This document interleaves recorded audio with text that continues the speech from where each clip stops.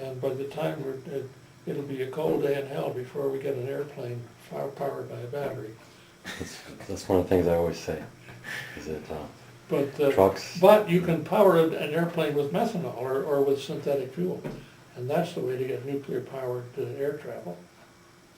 Is to use Make hydrogen, convert the CO2 to methanol, or then you start with methanol and make whatever kind of fuel you want. It's a matter of chemistry. Can you see solar coming further than it is? Solar is very damned expensive. I think it's 2 or 3 times as expensive as wind. Well, I've heard that people are, I don't know the specifics, but I've heard that some products have really come out recently where they can capture the whole spectrum of light rather than just a small portion, so that increases the efficiency of the panels enormously. Okay. Yeah, I don't know what the... even into the infrared, to where you actually get a little bit at night. A little bit. Right, very little bit. Because I think you can see wind, is that it's potential. The average person can see that. But if we put money into solar, do you see it in 10 years being vastly different than it is now? Or? No, I guess I don't. It's a matter of economics, but the economics is distorted by government subsidies. And we had a speaker from Commonwealth Edison a while back at Argonne talking about his wind program. And he admitted if they weren't getting subsidies, they wouldn't be touching it. It's not economical for a power plant in Illinois anyway to go to wind without the government subsidies. So that the subsidies distort the market. And what about over the long haul? Because to me, economics is a flawed science. Looking at what's happened to the economy in this country, that's an example of our economic system. To me, is an illusion. We have to be thinking about real resources. What are the real resources that we have, and the long term? Because so when I think economics, I really have to think long term. And so wind as an auxiliary element of the power. Well, the economics of it, I'm not talking about management and the mortgage crisis and that sort of baloney, but the economics is a shorthand for resources, labor and materials.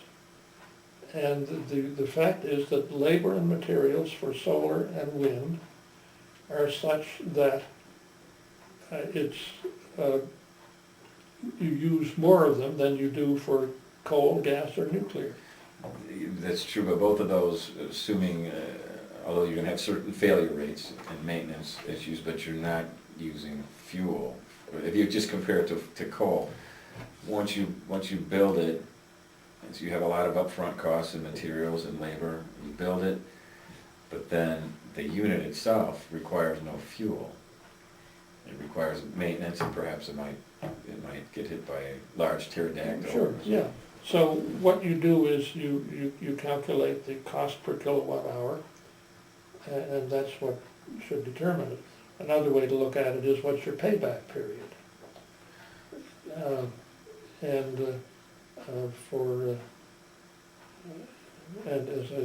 It turns out that as of now, wind and solar are not competitive without artificial subsidies. But the payback period. But that's in some places they are. If you're going to own these panels, and then after a while you have no utility bills. This is just talking about a homeowner because they have no fuel costs. Well, but you have maintenance, snow, dust, bird crap. Yes. Falling off your roof when you're up there cleaning. It doesn't come free. That's true. Yeah, well, you need a long pole and the thing about nuclear is that, again, once you've got your infrastructure, the fuel cost is very right. Well, low. I'm a believer in the concept of the fast reactor. as being the place, not, you know, I don't wanna limit it to that, but Yeah. that is there's your area of largest return. Can we touch on clean coal for a second? Do you see that ever being a possibility? You hear that touted quite a bit. I want to see a safety analysis of storing massive amounts of CO2 underground. You know, what's gonna Okay, happen. who knows if it's, you know, if that burps, you know what happened in Africa? There was a lake on the top of a mountain with a lake, a deep lake in it, had a lot of CO2 underneath, and 10 or 20 years ago, whenever it was, that thing burped, and the CO2 bubbled up, came out, and it's heavier than air, so it ran down the side of the mountain, and it smothered every living critter on the way down. Now, first, there weren't a lot of people around, but people and animals were just smothered by the CO2. Now, and if you store massive amounts of CO2 underground, what is to be, how can you be sure it's not going to bubble up at some point? Yeah, well, they have to store it in some other form than a gas. So that's, at this point, it's pie in the sky. I don't And think again, the cost, it's going to be very expensive. It is not going to be competitive with nuclear power once we get over the initial hurdles of getting the industry off the ground. Yeah, I'd like to see coal phased out as with all possible haste, Yeah. and then on the way to phasing it out, maybe piggyback this synthetic fuel concept and use the CO2 that way, at least reuse it that way. Couldn't use all of it probably, but use some of it. Yeah, scrub the, you know, do your best to scrub the air there Yeah. and try to reuse some of the CO2, but don't waste all your resources and your money trying to make something clean. It's not The ever gonna be Chinese clean. are not going to be sequestering their CO2 anytime soon. Yeah, That's a big concern. And before long, the Chinese are going to be emitting much more CO2 than we are. we're almost at the same place now. I think we are. Yeah, these are huge concerns. But you said it earlier, the U.S. it's up to us to lead.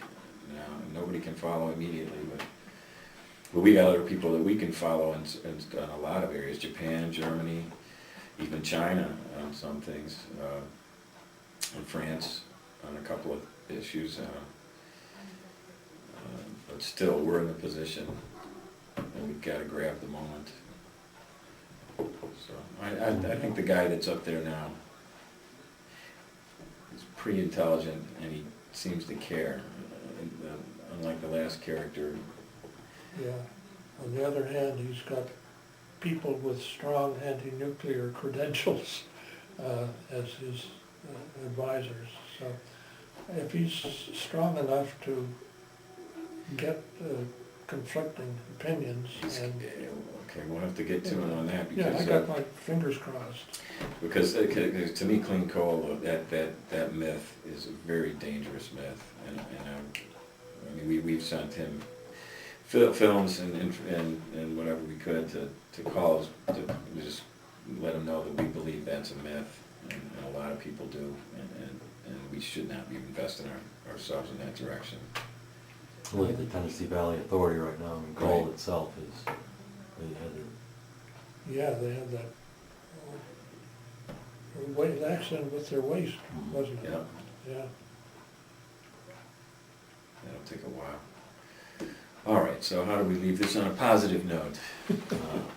The machine's off. actually it's on. Yeah, You better turn the heat on though. that's Oh, right. that's right, we turned the